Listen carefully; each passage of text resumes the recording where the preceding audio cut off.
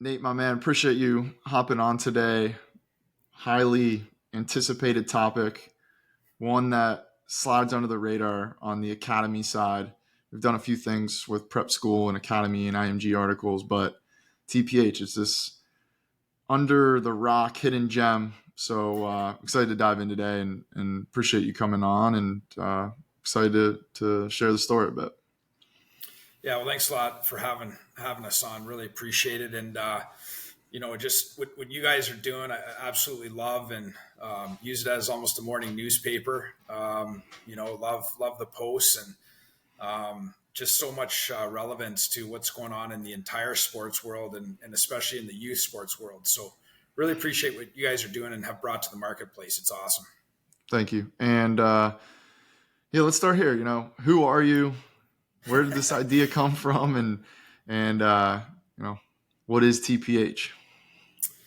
Well, it's a great question. So we actually started over 23 years ago in the hockey hotbed of Huntsville, Alabama. A bunch of us were fortunate enough to earn scholarships to play at the University of Alabama, Huntsville, and Division II school at the time. That our last couple of years ended up being making the move up to Division I. And it was really interesting. We saw a lot of really great athletes playing hockey, but they weren't born necessarily or moved into a quote unquote back then a traditional hockey market. And so, to start off, we ran a 2-week summer hockey camp in Huntsville, and it was a bunch of us. One of my best friends, Dwayne Blaze, who works for the Detroit Red Wings, was involved. Ryan McCormick, a friend here in Huntsville, as well. And Steve Briere, who's a goalie coach for the Seattle Kraken now as well. So we just had a lot of really great hockey people involved and ran a 2-week summer hockey camp. And actually Nick Dowd, who plays in the National Hockey League for the Washington Capitals, was there, along with a lot of other great local Huntsville kids that went on and played Division I and Division III and club hockey. And so that's how we got our start. Things evolved a lot from there. We were fortunate enough to be a part of starting Tier 1 AAA hockey down in our neck of the woods in Nashville and Atlanta and the Huntsville area. And we just had a super deep passion for helping the kids find a path to continue to play junior and then college hockey. Obviously, we're an SEC country, which is amazing. I love SEC football and SEC sports. So a lot of parents weren't quite sure how to find those lanes and how to get to junior hockey and eventually play collegiate. So literally from day one, we were about innovation, education, and dedication. Those were our 3 pillars right out of the gate for those first 2 weeks of summer hockey camp. And we've stayed true, to those pillars. Obviously, we'll get into it on the academy side, but education has just been core, to us from the beginning. So like most youth sports businesses, we were so fortunate to have a great bunch of people that passionate to help the kids and educate the parents on the opportunities that were there in hockey, but also outside of hockey, just like you and I, right? Once we're all done our sport at some point in time, and we wanted to prepare these young people for opportunities in hockey and outside of the game once they were done.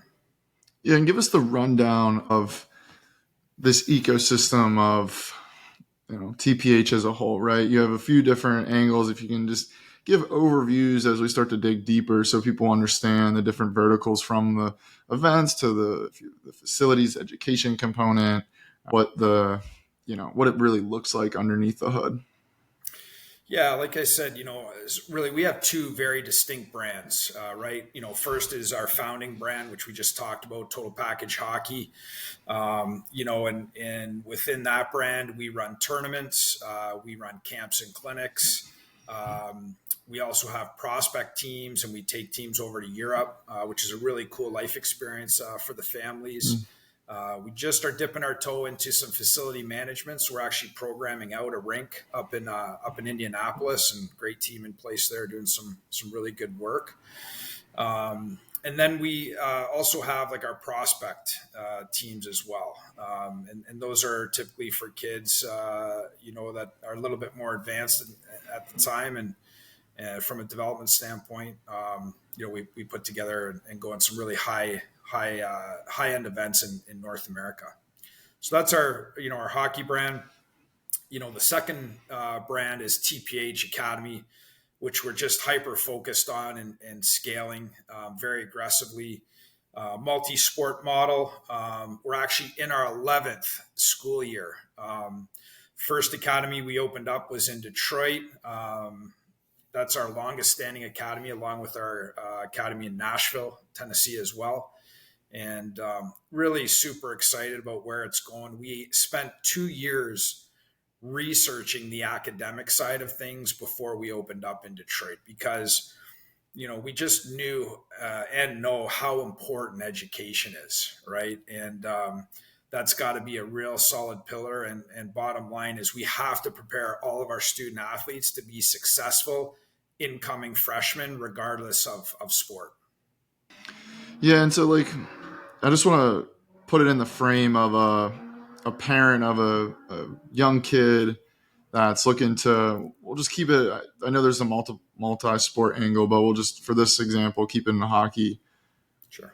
What does that look like? What is the parents coming to you and they're saying, or the kid has certain ambitions, and here's like, what is your pitch? What's the explanation of why this is the best option for you? Just as now things are starting to get fuzzy across the space from, do you go to high school? Do you go to academies, post-grad, prep school, international, boarding school? There's so many options now.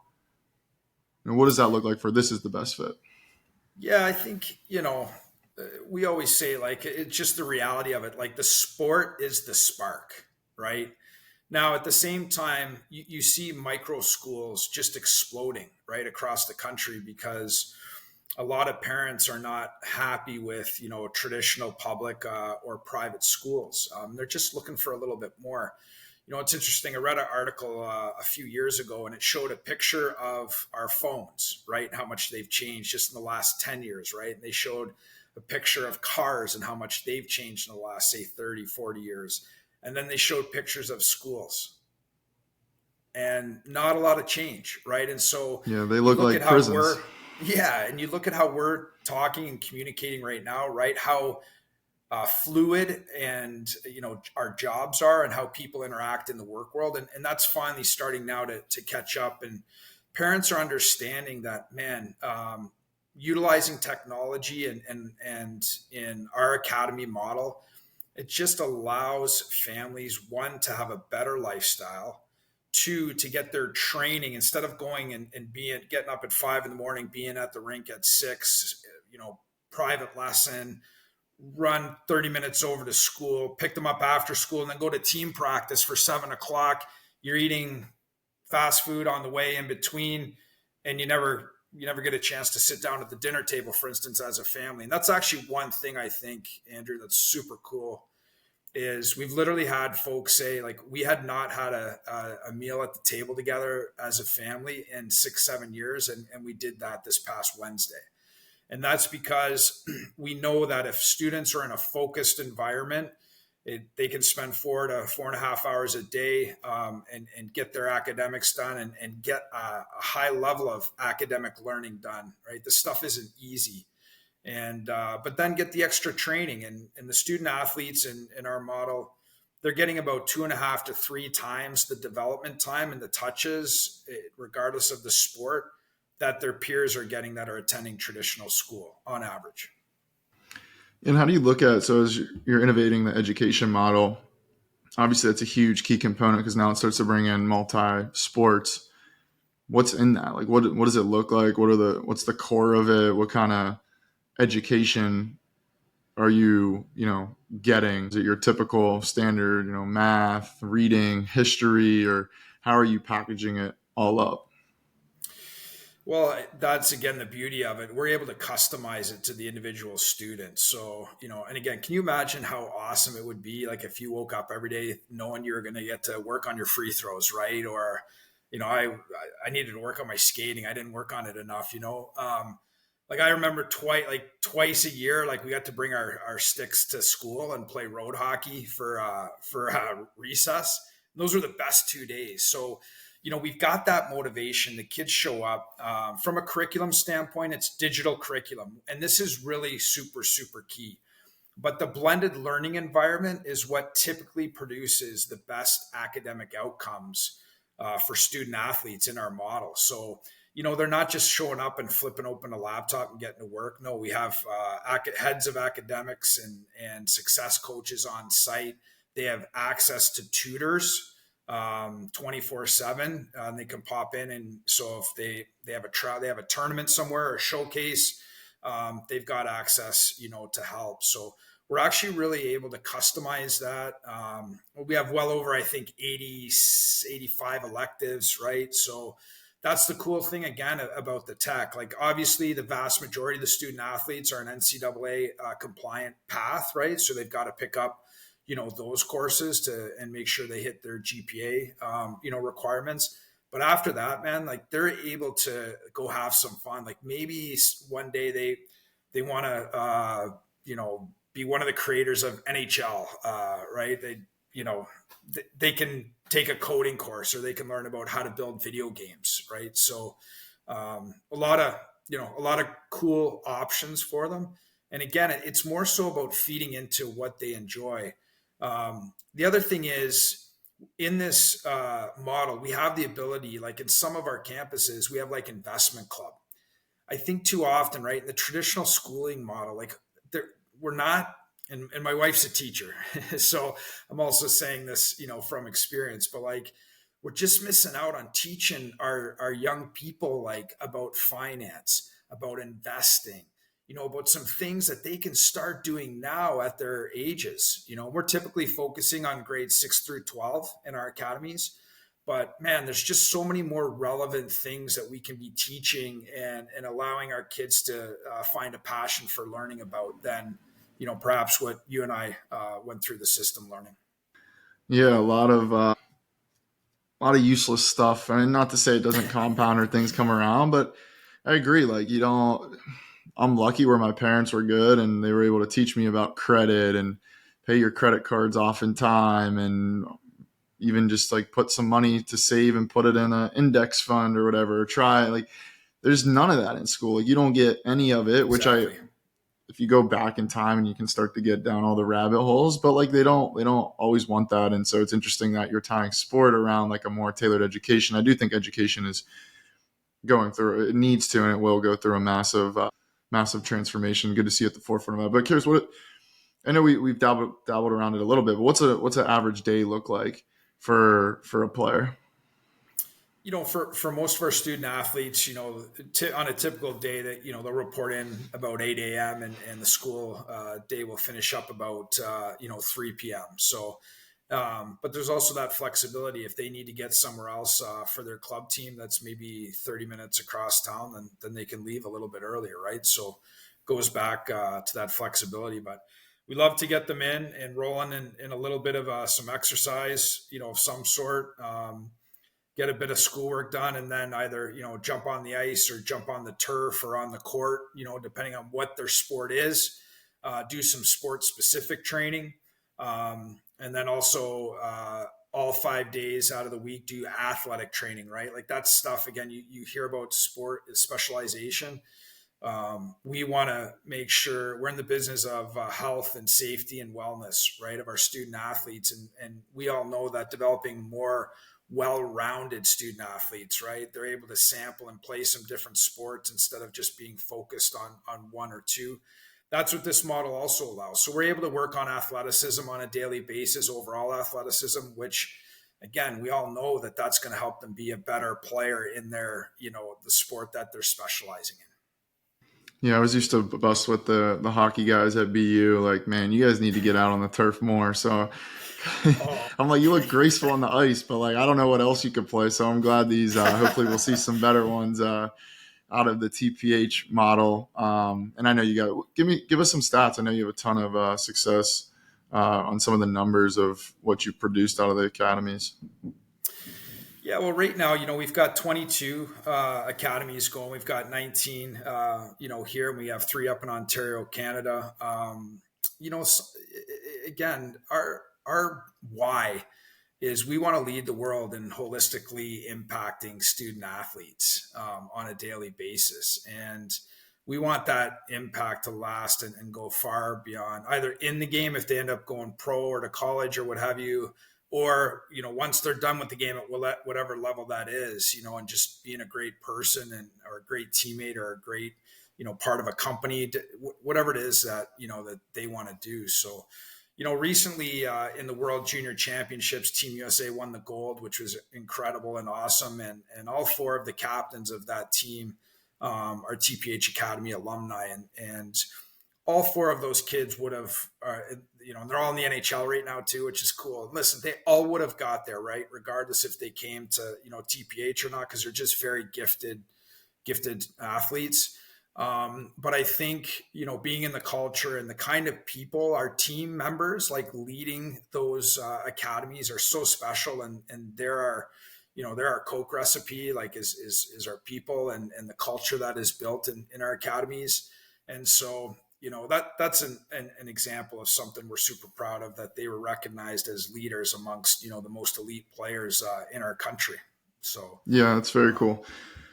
And we're seeing some other academies out there, especially more prevalent just with the big sale of IMG and LaMelo Ball at Spire. Obviously, all the big names coming out of TPH, and in Europe, you have a bunch of the soccer ones.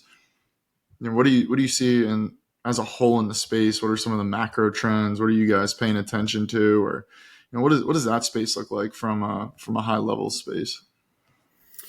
Yeah, I think you nailed it. IMG is the leader in the world, right? For the, for academies, and obviously Red Bull has got a great program, and Frolunda in the hockey world is incredible. For what they do in their development.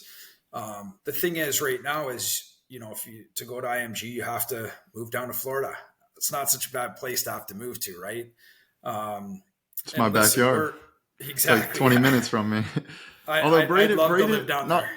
Not to talk shit on Bradenton, but there's better spots. But anyway, proceed. Yeah, but you still got sun and palm trees, man, right? So, that's what we recognized, is that a lot of student athletes, and again, that's why we helped build Tier 1 AAA hockey here in the Southeast, so that the student athletes could live at home as long as possible.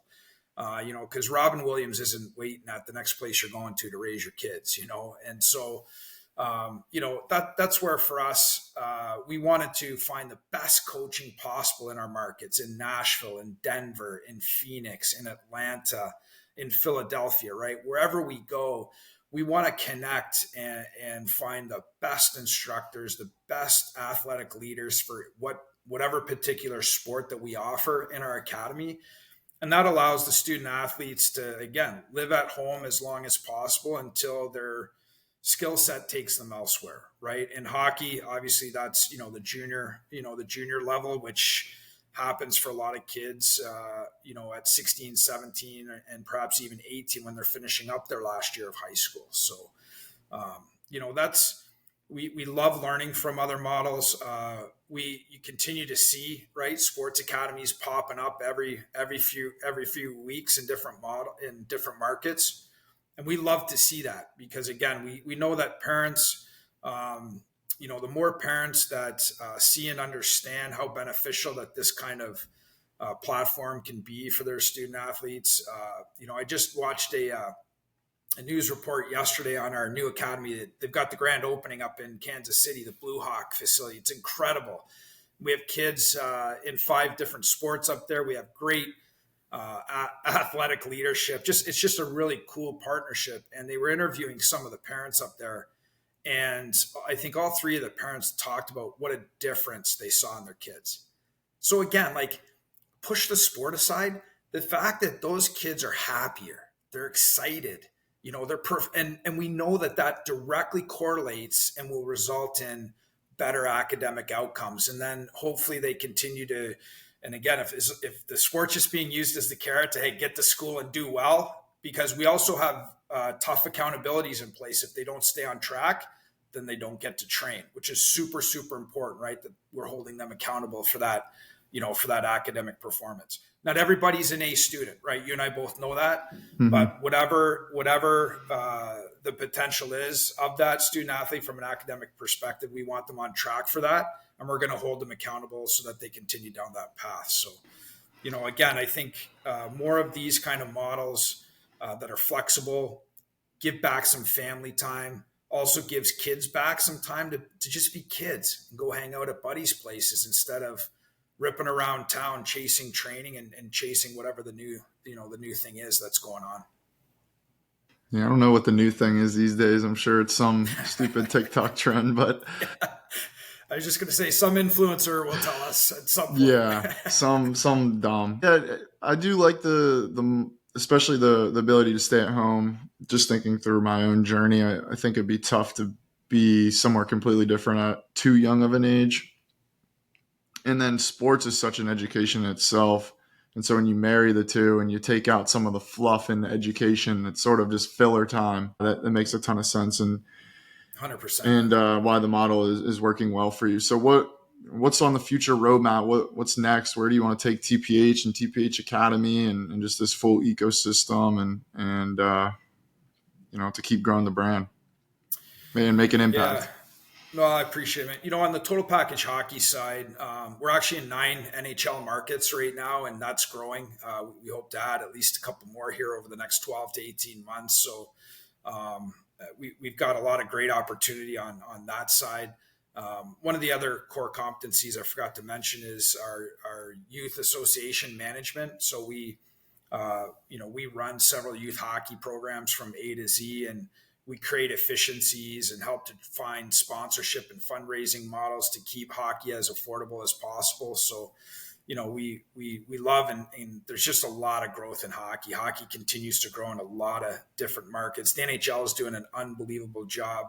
We're so fortunate to be in Nashville. The Nashville Predators just do an incredible job of getting involved in the entire community. It's not even about hockey, right? It's just their impact on the community and what they give back is just amazing. So on the total package hockey front, we're going to continue to grow there.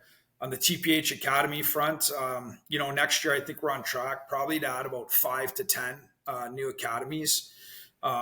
We just want to continue to grow the brand and the platform, Andrew, really because it's all about impacting. We want to positively impact as many of these kids as we can and help generate and develop leaders for tomorrow, whether it's in sport or their job or whatever again they decide to get into. So a lot of very aggressive plans.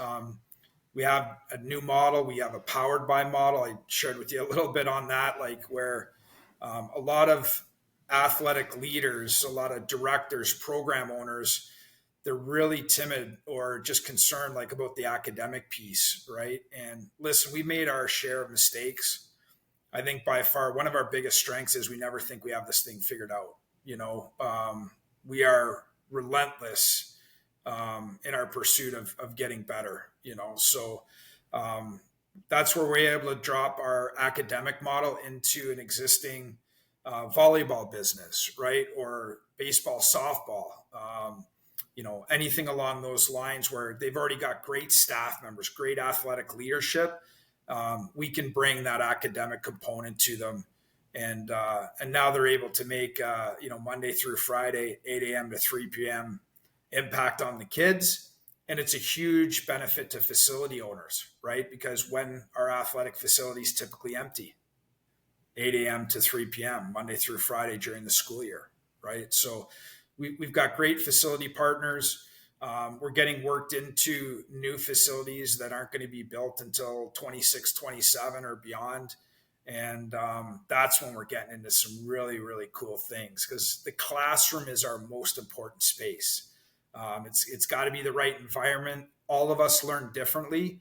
And we get into that detail on the academic side of creating different learning spaces. So again, we can help the kids maximize their academic outcomes based on how they learn best. Yeah, very cool and love the whole ecosystem. where can people find out more? What's website, socials? Where can you gather more information and just learn more overall and stay up to date on things you guys are doing? Yeah, well, 23 years ago, we couldn't find a longer URL, so we just went with totalpackagehockey.com. And on the Academy side, we're tphacademy.com. And I'd encourage everybody on the Academy website. We actually last few weeks released our TPH impact report, our TPH Academy impact report, and it's awesome. It's got some great national level data points, but also some market specific data points and some really cool things. And, for instance, our kids, it's ingrained as part of our culture to give back to the community, right? So we have our kids going out, raising food during Thanksgiving, right? Like just doing different community service projects and getting out there. So again, that's where we're able to get a lot further beyond, the traditional schooling models. And we feel really super fortunate that, over 800 families across the country trust us, with education and life experience and athletic development of our student athletes. Yeah, it's awesome. And appreciate you hopping on today, Nate, Bo, whatever you're going by these days. But we're getting the hockey nicknames going. It's all about nicknames. Yeah, get them going. Bring it back a little bit.